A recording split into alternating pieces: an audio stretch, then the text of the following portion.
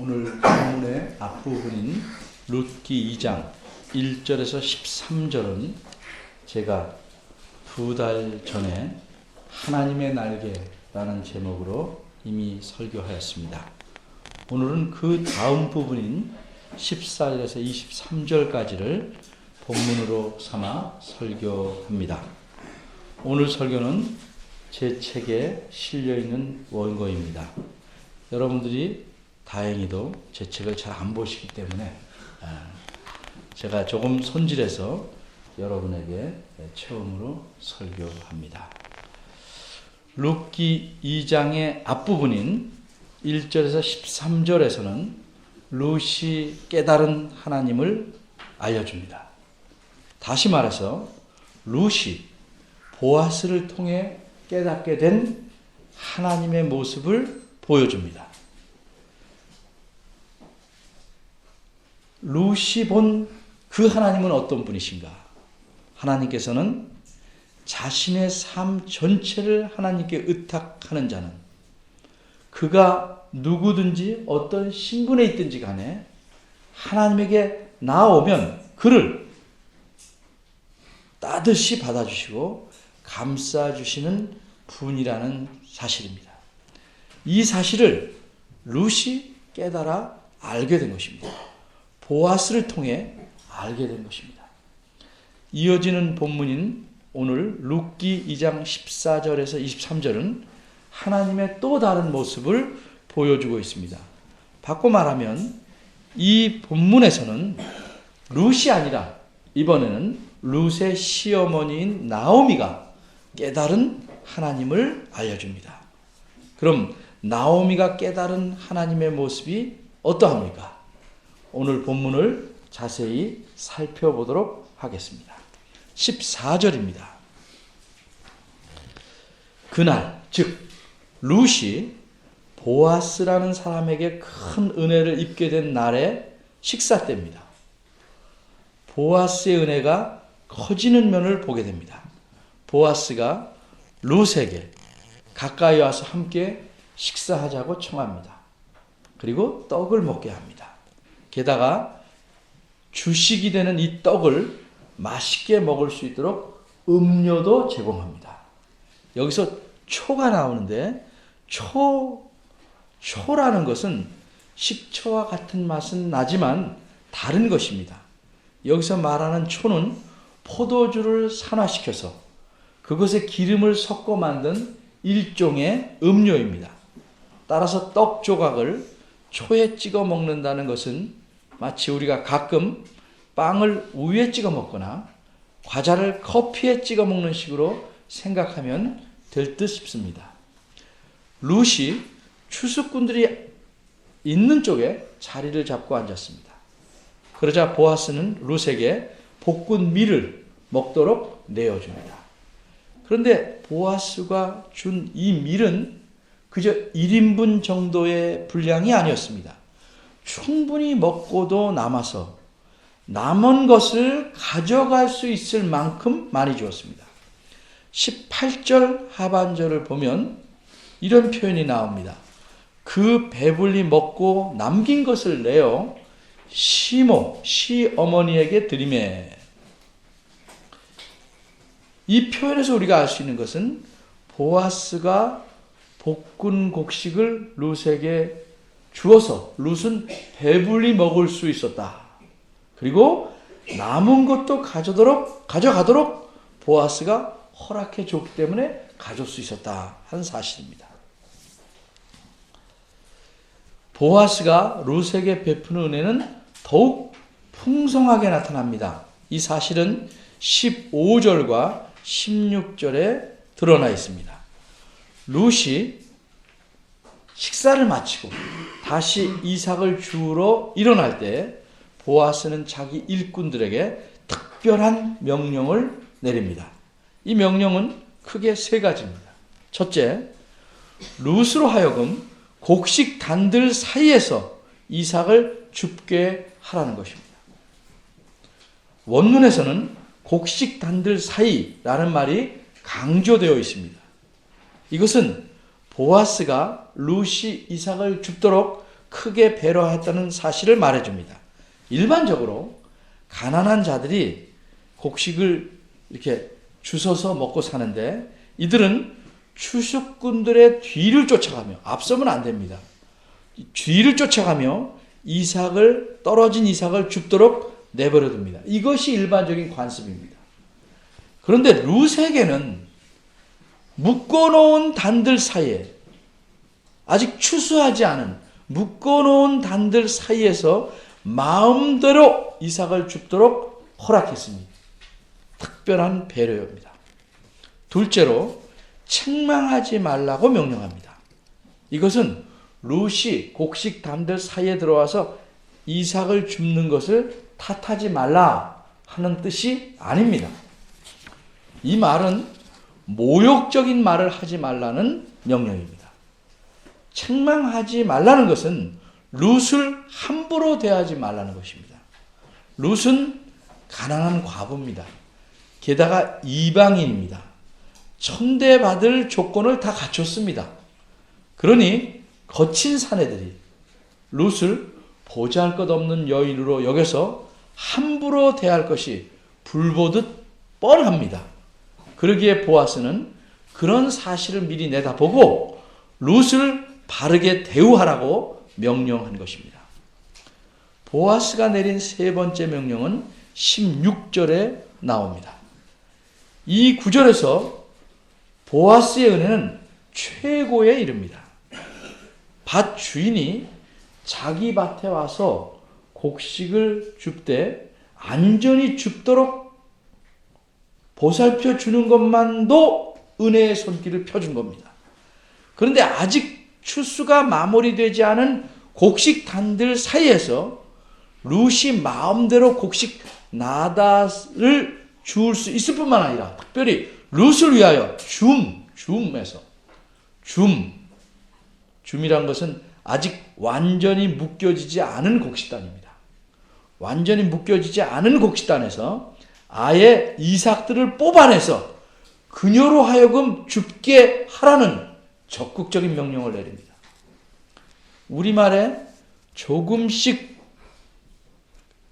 뽑아, 조금씩이라는 말은 사실 원어에 없는 말을 첨가한 말입니다. 따라서 보아스의 의도를 과장해서 말한다면 룻이 원하는 대로 다 가져가도록 내버려 두라 하는 명령입니다.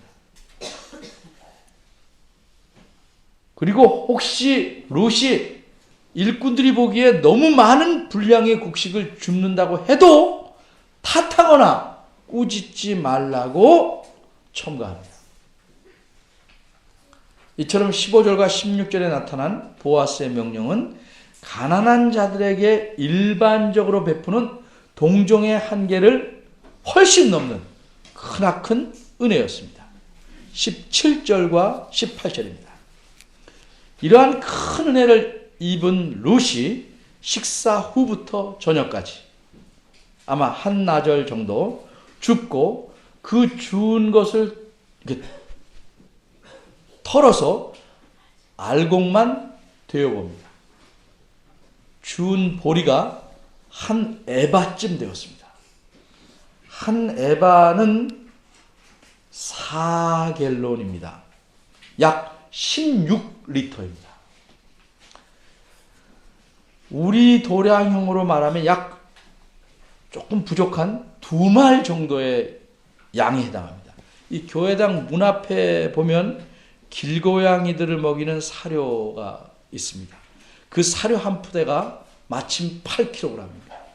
그거 2푸대만큼을, 그러니까 이거 들고 여자분들이 옮기기가 그렇게 만만하지 않은 그런 많은 양입니다. 룻은 시어머니에게로 돌아와서 그 주운 보리를 꺼내어 보였습니다. 그리고 볶은 곡식 남은 것을 잡수도록 드렸습니다. 19절입니다. 룻의 시어머니인 나오미는 놀랐습니다. 별로 놀라본 적이 없는 마음이 메마른 시어머니입니다. 근데 이번에 크게 놀랐습니다. 어디서 구체적으로 누구의 밭에서 일했는지 자세히 말하기를 원합니다. 그 이유는 이 주워온 보리의 양이 이삭 죽기 방법으로 채워질 양으로는 너무 많기 때문입니다. 그러기에 나오미는 너를 돌아본, 다시 말해서 내게 주의를 기울여준 자에게 복이 있기를 간구합니다. 룻은 그 복받을 자가 보아스라는 사실을 말씀드립니다. 20절에서 23절입니다. 그러자 다시 나오미가 응답합니다. 여호와의 복이 그에게 있기를 원하노라. 그리고 나오미는 자기 며느리인 룻에게 보아스가 돌아가신 시아버지인 엘리멜렉 가문에 기업을 물을 수 있는 가까운 친척임을 알려줍니다. 그리고 그 보아스의 밭에서만 이삭 죽기를 부탁합니다. 그래서 룻은 이 시어머니의 말씀대로 보아스의 추수꾼들을 따라다니면서 이삭을 주었고 그 시모와 함께 살았습니다. 여기까지 내용이 오늘 본문의 줄거리입니다. 이제는 제가 무엇을 하려는지 여러분이 다 아실 겁니다. 이 본문이 말씀하려는 중심적인 사상, 즉 하나님의 모습이 어떤 것인지를 생각해 봐야 합니다. 본문은 나오미가 하나님을 사실대로 올바로 이해하게 된 그 사실을 드러내고 있습니다. 따라서 나오미가 하나님을 바르게, 이제껏 비뚤게 이해했는데 바르게 이해한 내용이 오늘 본문의 중심 사상이 됩니다. 나오미는 보아스가 룻에게 베푼 큰 은혜를 그저 한 남성이 한 여인에게 가지는 호의로 이해한 것이 아니라 하나님께서 돌아보신 것으로 이해했습니다. 이로써 나오미는 이제껏 가지고 있었던 하나님에 대한 비뚤어진 그릇된 사고가 깨어지기 시작합니다. 그리고 이 시점에서 오히려 하나님에게 감사하며 감격할 수 있는 발판을 마련합니다. 20절입니다. 나오미는 여호와의 복이 그에게 있기를 원하노라. 그가 생존한 자와 사망한 자에게 은혜 베풀기를 그치지 아니하도다 라고 감격해서 말합니다. 이때 여호와의 복이 그에게, 이 앞에 나온 그가 보아스입니다. 그래서 두 번째 그가 생존한 자와 이 두 번째 그가 보아스로 생각하게 될 수도 있지만 사실은 그렇지 않습니다. 원문에서는 이 두 번째 나오는 그가 여호와이심이 명백합니다. 이 표현을 원어에서 직역하면 이렇습니다. 산 자들과 죽은 자들에게 자신의 사랑을 잊어버리지 않아오신 여호와의 복이 즉 보아스에게 있기를 원하노라. 그러니까 여호와가 어떤 분인지를 잔뜩 꾸며서 말한 것인데 우리말은 둘로 갈라놨습니다. 여기서 나오미는 여호와 하나님께서 어떤 분이신지를 길게 표현하고 그런 하나님의 복이, 그런 여호와의 복이 보아스에 있기를 기원한 것입니다. 나오미는 여호와 하나님을 어떤 분으로 고백하고 있습니까? 그분은 살아있는 자들인 나오미와 룻, 죽은 자들인 남편과 두 아들에 대한 하나님의 사랑을, 근데 이게 특별한 표현을 썼어요. 어떤 사랑이냐? 하나님께서 자기 언약에 근거해서 베푸는 사랑, 즉 하나님께서 자기 백성에게 신실하게 베푸는 사랑, 그 사랑을 멈추지 않아 오셨다고 고백합니다. 이제 그것은 멈췄다고 생각했습니다. 그래서 이 고백은 획기적인 것입니다. 나오미는 이제껏 하나님을 그렇게 이해하지 않아 왔기 때문입니다. 나오미는 하나님을 나쁜 쪽으로 이해해 왔습니다. 나쁘단 말이 좀 부담되면 좀 무심한 분으로 이해해 왔습니다. 나오미는 자기 남편을 잃어버렸습니다. 그리고 두 아들마저 잃어버렸습니다. 10여 년을 고통과 슬픔과 가난 속에서 이국 땅에서 살았습니다. 이런 일을 겪은 나오미에게 하나님은 어떤 분으로 인식되어 있겠습니까? 나오미 자신이 한 말을 통해서 알 수 있습니다. 앞으로 갑니다. 룻기 1장 13절입니다. 나오미는 두 아들이 죽고 이제 남은 두 며느리에게 고향으로 돌아가기를 권합니다. 그리고 이렇게 말합니다. 여호와의 손이 나를 치셨으므로 나는 너희로 인하여 더욱 마음이 아프다. 그 중에 한 며느리는 고향으로 돌아가고 다른 며느리 룻은 시어머니를 따라 이 시어머니의 고향으로 돌아옵니다. 1장 20절 21절에 보면 고향으로 돌아오는 나오미가 사람들이 자기를 나오미라고 부르자 이렇게 말합니다. 나를 나오미라 부르지 마라. 자기 이름 듣는 것도 부담이 생겨요. 왜? 나오미란 뜻은 즐거움, 기쁨이란 뜻입니다. 근데 자기는 기쁘지 않거든요. 이름 듣는 것 자체가 괴로운 거예요. 차라리 나를 마라, 괴로움이란 뜻입니다. 마라라고 불러다오. 왜냐하면 전능하신 자가 나를 심히 괴롭게 하셨기 때문이다. 내가 풍족하게 나갔더니 여호와께서 나로 빈손으로 돌아오게 하셨느니라. 여호와께서 나를 징벌하셨고 전능자가 나를 괴롭게 하셨거늘 너희가 어찌 나를 나오미라고 부르느냐. 이처럼 나오미는 자신에게 일어난 이 모든 아픈 일들이 하나님께서 자기를 괴롭게 하시고 대적하시고 치시고 아프게 하신 것으로 이해해 왔습니다. 그런데 나오미는 인간입니다. 인간이 어찌 하나님에게 대들 수 있겠습니까? 이길 수 있겠습니까? 불가항력적으로 당해야만 합니다. 그런 의미에서 하나님을 제 마음대로 나를 힘들게 하는 분, 나는 꼼짝도 못해. 그래서 하나님을 전능자라고 생각해왔던 것입니다. 나쁜 전능자입니다. 나오미의 생각 속에는 힘들게 만드는 전능자이십니다. 하나님께서는 나오미와 그 가족을 잊으셨고 또 저버리셨다, 내버리셨다. 나오미는 쭉 그렇게 생각해왔습니다. 그런데 어떻게 해서 이러한 나오미에게 새로운 고백이 가능하게 되었을까? 그 이유를 아는데 필요한 것이 있습니다. 먼저 이걸 알아야 됩니다. 그 당시에 중요한 관습 중에 기업 무르는, 산거를 되무르는 이런 뜻 아닙니다. 이어간다는 뜻입니다. 기업 무르는 관습을 이해합니다. 근데 이 관습은 너무도 우리에게 낯설고 또 우리로서는 납득하기 힘든 것입니다.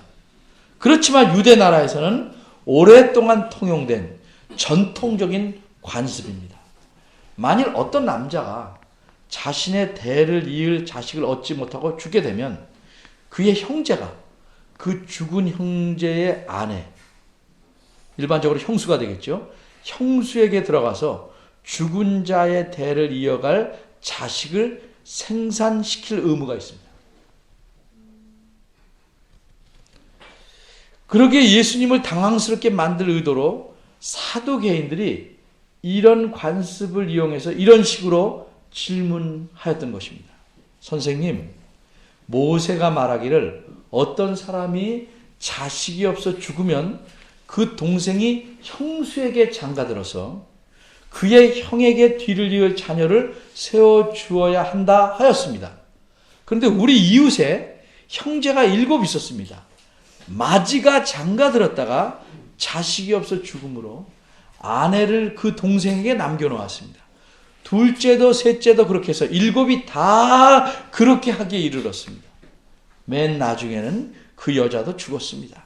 그러니 부활 때 그 여자는 그 7 가운데서 누구의 아내가 되겠습니까? 7이 다 그 여자를 아내로 맞이하였으니 말입니다. 마태복음 22장 24에서 28절 표준 세번역으로 읽은 것입니다. 그런데 혹 그 죽은 자에게 형제가 없다면 그럴 경우에는 가까운 친척이 우선순위대로 그렇게 해야 할 의무를 갖게 됩니다. 그리고 이런 의무는 후손의 문제에만 적용되는 게 아니고 그 죽은 자의 땅의 경우에도 그 땅이 팔렸을 거 아니에요? 그걸 되사오든지 그래야 합니다. 이 땅의 경우에도 적용이 되는 것입니다. 이처럼 후손과 땅 문제에 대해 의무를 지는 관습이 이른바 기업 무르는 관습이며 그 의무를 담당하는 자를 기업 무르는 자라고 하는 것입니다. 나오미가 자기 남편 엘리멜렉과 두 아들이 모두 죽었으므로 그의 가문이 이 땅에서 끊어졌다고 판단한 이때에 엘리멜렉의 기업 물을 자가 될 수 있는 가능성이 높은 보아스가 나타난 것입니다. 이것은 나오미로 하여금 하나님을 새롭게 볼 수 있는 계기가 된 것입니다. 그래서 나오미는 이제 보아스를 통해서 하나님의 새로운 모습, 아니 정확히 표현하지만 하나님의 바른 모습, 이제껏 비뚤어진 모습을 고치고 바른 모습을 볼 수 있게 된 것입니다. 하나님은 나오미가 이제껏 자신의 삶과 경험을 통해서 이해해왔던 그런 차갑고 엄하고 혹독하신 분이 아니었습니다. 비록 나오미는 하나님께서 어째서 자신과 자기의 가족에게 그토록 엄청난 시련을 주셨는지 그 까닭을 명백히 이해할 수는 없었지만 보아스가 룻에게 베푸는 큰 은혜가 단지 보아스라는 개인에게서 나온 것이 아니고 그 보아스를 통해서 하나님께서 베푸시는 은혜임을 나오미는 깨닫게 된 것입니다. 뿐만 아니라 나오미는 이 보아스라는 인물이 자기 가문의 기업을 이어갈 수 있는 근처, 가까운 친척임을 알고 그것은 하나님께서 그 사람을 자기 가족과 연관시키려는 배려로 이해할 수 있었던 것입니다. 이런 이해를 갖자 나오미는 하나님께서 엘리멜렉의 가문을 되살리려 하신다고 이해할 수 있었습니다. 그러자 이런 이해에 이르자 과연 하나님께서는 살아남은 자들이나 이미 죽은 자들에게까지도 자신의 사랑을 베푸시기를 그치지 않으셨다. 이렇게 고백할 수 있었던 것입니다.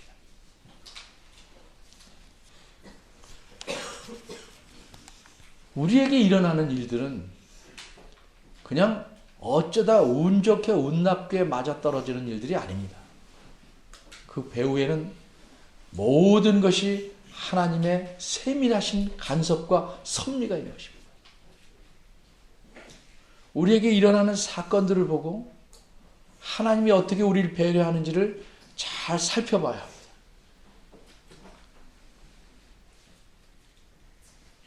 나오미와 그 가족을 비록 나오미가 하나님을 오해하고 있는 동안에도 변함없이 사랑해 오신 하나님은 지금도 여전히 살아계시는 그런 사랑을 베푸시는 하나님이십니다. 그 하나님은 나오미에게만 하나님이 아니십니다. 그분은 지금 우리가 섬기는 우리의 하나님이십니다. 따라서 하나님은 나오미에게 그러하셨듯이 또 우리가 어찌 생각하고 있든지 간에 변하지 않고 여전히 자기 백성인 자기 자녀인 우리를 살펴주시며 돌아보시고 계십니다. 바로 이것이 오늘 본문이 이 본문을 읽는 모든 사람에게 드러내주고자 하는 하나님의 모습입니다. 이것이 본문의 중심 사상입니다. 여러분은 이제껏 하나님을 어떤 분으로 생각하시고 살아오셨습니까? 내게 괴로움과 역경과 아픔과 슬픔이 올 때는 그저 가혹하고 원망스러운 하나님으로 오해해 오셨던 것은 아닙니까? 나에게 좋고 기쁜 일이 와야 비로소 참 좋으신 하나님이라고 생각하려고 하지 않으셨습니까? 그럼에도 불구하고 참으로 감사할 수밖에 없는 사실은 우리가 하나님을 어떻게 오해하고 있든지 간에, 하나님에게 삐쳐 있든지 원망하고 있든지 간에 하나님은 여전히 우리 한 사람 한 사람을 책임지고 우리의 삶 전체를 돌보아주고 계시다는 사실입니다. 우리는 이러한 하나님을 우리 삶에서 나타내 보여야 합니다. 왜? 우리의 임무 중 하나는 하나님을 증거하고 소개하는 매체, 사진의 역할이기 때문에 그렇습니다. 다른 사람은 부분적으로나마 우리에게서 하나님의 모습을 보기를 원합니다. 그러려면 우리가 어떻게 하면 좋겠습니까? 우리가 어려운 이웃을 돌아봐야 합니다.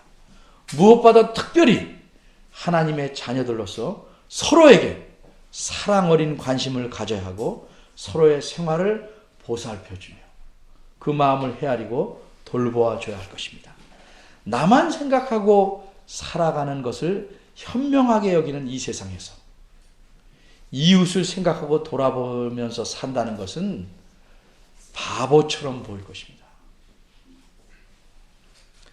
그럴지라도 우리는 항상 하나님의 돌보신 은혜를 받고 그 가운데서 살아가기에 마땅히 이웃에게 그리고 서로에게 말과 혀로만이 아니라 행함과 진실함으로써 돌아봐야 할 것입니다.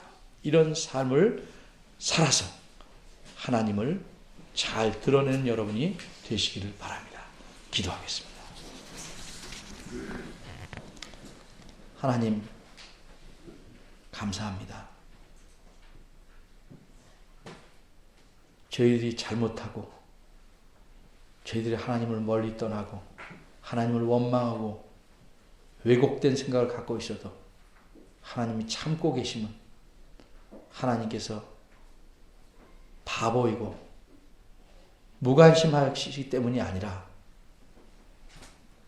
저희에 대하여 길이 참으시고 변치 않고 사랑하시기 때문임을 조금이나마 알았습니다.